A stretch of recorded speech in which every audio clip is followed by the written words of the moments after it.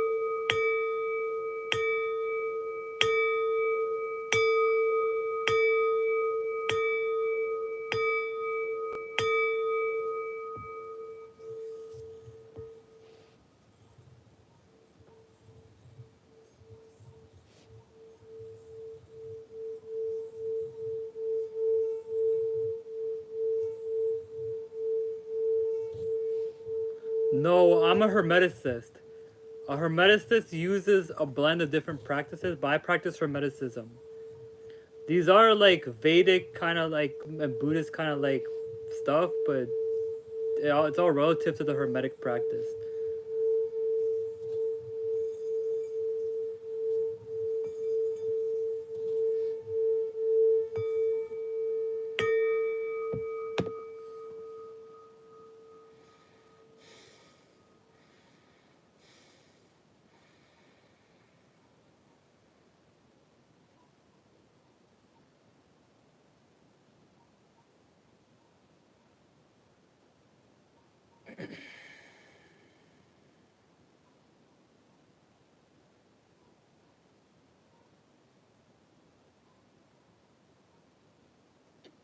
All right, the space has now been cleansed. I have now cleansed the space with my mantras, with my singing bowl, and with all my good vibes and energy. I finished reading the Keys of Enoch. I went through a terrible breakup. I went through a bunch of stuff this week. This was a long week, guys. I'm not vegan, by the way. There's 8 minutes left in the week until the new week starts with Sunday. And I just want to say thank you guys so much for watching. Thank you guys so much for tuning in. I'm not vegan or vegetarian. I'm omnivore. But thank you guys so much uh for pulling up, for showing up to the stream. Uh for being a part of it, being a part of the energy that's present. Thank you for being a part of the of the energy of the learning experience. Thank you for being a part of everything that was around us. We finally reached 4 hours. We've been streaming for 4 hours, guys. Can you believe that? We finally, we've been streaming for 4 hours. Like I wanted to reach 4 hours so badly today, and I could keep going because there's still people watching. You know what I'm saying? I could still keep going if I wanted to, but I'm a human. I get tired, I lose my energy and stuff like that a lot of times. Thank you for you and your passion. Peace. Thank you. So we're gonna spend probably like, you sound like you hate being here. That's not true. That's not true at all. I don't hate being here. I just lose. I just tend to, doing anything depletes energy, right? So we can have like a we can have like a nice conversation, guys. We can have like a nice chill, casual conversation up until I want to say like uh for the next 5 minutes or so. We can have like a nice conversation. So any questions, concerns, any like ideas that you guys would like to give me, this is the time until the end, because this is the end of the stream. You know what I'm saying? So any questions, concerns, comments, ideas, suggestions, um, hate or love, is welcomed, in these next these final 5 minutes of the stream. So thank you guys so much. Thank you guys so much. You open to a topic you love. I am, yeah. Any conversations wanting to be had can be had in these next 5 minutes. Because once these 5 minutes are up, that's it. I'm out of the stream. Uh, Crystalline. Yeah, crystalline or crystalline.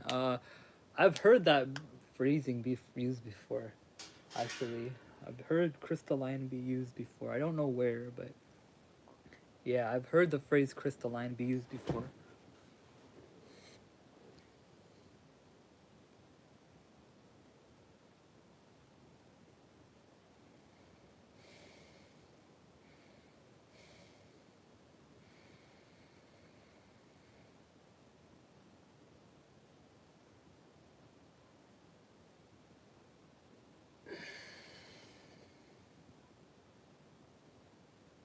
Grid and memory remembered. Yeah. Are you talking about crystal grids? Because I used to use a crystal grid at one point. I used to scry and do like mental alchemy on crystal grids at some point in time of my spiritual journey. I don't really use them as much as I do anymore, but yeah. Oh, rest in peace. But yeah, how was your guys' week? Like the week is over in 4 minutes, so the week is ending in 4 minutes. So we're about to end, at least on Eastern Standard Time. We're about to enter the Sunday, which is the beginning of the week, in 4 minutes. So, yeah. I just want to let you guys know, like, how was your week? How was experiencing the week? You know, like, because this week was hectic, man. This week was hectic. A lot of stuff happened. A lot of personal relationship issues happened. I had to make them make. I had to bad. Yeah, I had somewhat of a bad week too. But it kind of picked up near the end. But I had somewhat of a bad week too. It's okay though. They happen. You know, you swing and a miss. You know, swing and a miss. You know, it's just what happens in the process of living, right? But I do hope you will have better weeks to come though.